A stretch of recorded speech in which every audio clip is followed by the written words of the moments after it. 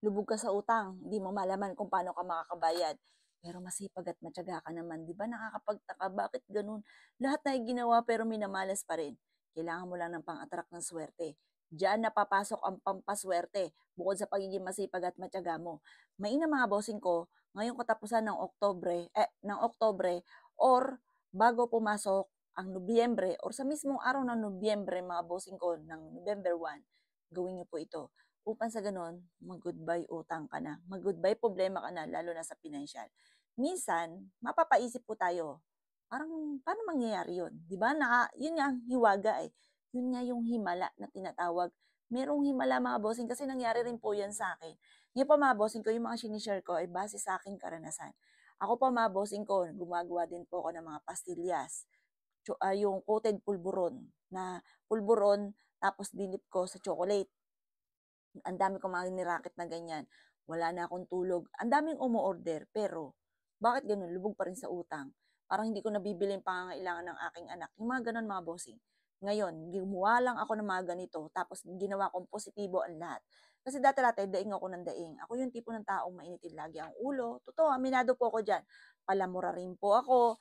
Tapos parang halos lahat na inaway ko, na parang lumilit na yung mundo ko dahil lahat na inaaway ko. Pero mga boss, nung naging positive ako, kahit nga po may mga nagkokomentong pangit, di ko pinapatulan kasi iniisip ko, ay baka maraming problema pinagdadaanan kasi ganyan din ako dati. Kaya sasabihin nila sa akin, lumilit na daw po yung mundo ko kasi parang lagi akong galit. Kasi ang dami kong problema, lalo na sa pinansyal. Hindi ko maibigay yung pangangailangan ng aking anak. Halimbawa, pupunta kami sa mall, tuwan-tuwa sila na pupuntang mall, akala bibili ng kung ano-ano, yung parang sa akin lang makagala lang. Kumbaga tas yung burger hati-hati pa po kami, magma-McDo akala nila kung ano ang ituturo, eh, hindi burger lang, mag-ikot-ikot lang tayo kaya magsa-sundae lang po kami, share-share pa, para makaikot lang po kami. Pero pag-uwi namin, umiiyak ang mga anak ko kasi marami silang gusto tinuturo yung laruan, eh, wala naman akong pambili.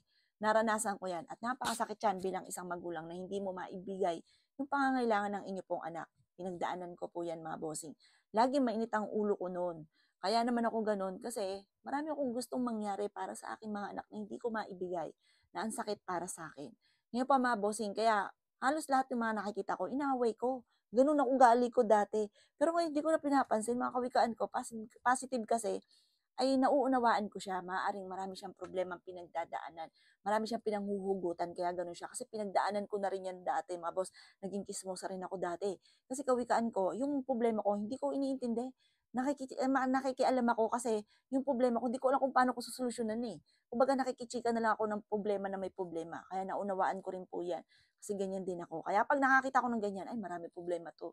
Kumbaga, siya, eh, nakikialam kasi yung problema niya, hindi niya na alam kung paano niya susolusyunan. Kaya gustong-gusto niya yung mga problema na may problema, mga bossing. Pero depende, kung halimbawa reporter ka, siyempre trabaho mo po yun. Pero yung talagang tsismosa, yung literal na talagang tsismosa, ay nako, maraming problema po yan. Ngayon pa mga bossing, kapag gumawa ka ng ganito, naniwala ka, nag-focus ka sa pamilya mo, nag-focus ka sa pangarap ninyo, makakamit ko naman ang mga pinapangarap. Kaya pagsamahin niyo na ito mga bossing. Kaya kung ikaw po ay kasalukuyan lubog sa utang, pagsamahin niyo siya, lagyan siya sa isang plastic. Puwedeng, ziplock or kaya puwede rin naman na pulang tela or kaya po ay dilaw or kaya ay berde. Tapos gawin niyo siyang unton, tahiin niyo siya at ilagay lagi sa bulsa. Obserbahan niyo ang mga magaganap, ewan ko na lamang. Tapos gawin niyo po ito, ha, tuwing umaga, humarap ka sa gawing silangan, magtapon ka na magtapon ng mga kamalasan at kayo mismo magpapasalamat sa pampaswerteng ito. Mababago ultimong yung buhay at yung ugali ninyo na laging galit, lahat na inaway, yung mga gano'n mga bossing, mababago po yan. Kayo mismo magpapasalamat sa pampaswerteng ito. Bigas lamang po yan at asin. Pagsasamahin nyo lang siya, pag pinagsama mo nyo siya, tahiin nyo ito sa tapat ng sinag ng araw ng umaga, alas 7 ng umaga mga bossing. Huwag kang gagawa sa hapon kasi yun yung mga gumagamit ng kaliwa. Hindi tayo gagawa ng kaliwa. Siyempre, marunong din tayo. Yung marunong ng kaliwa, marunong din ng kanan. Yung kanan, marunong din ng kaliwa.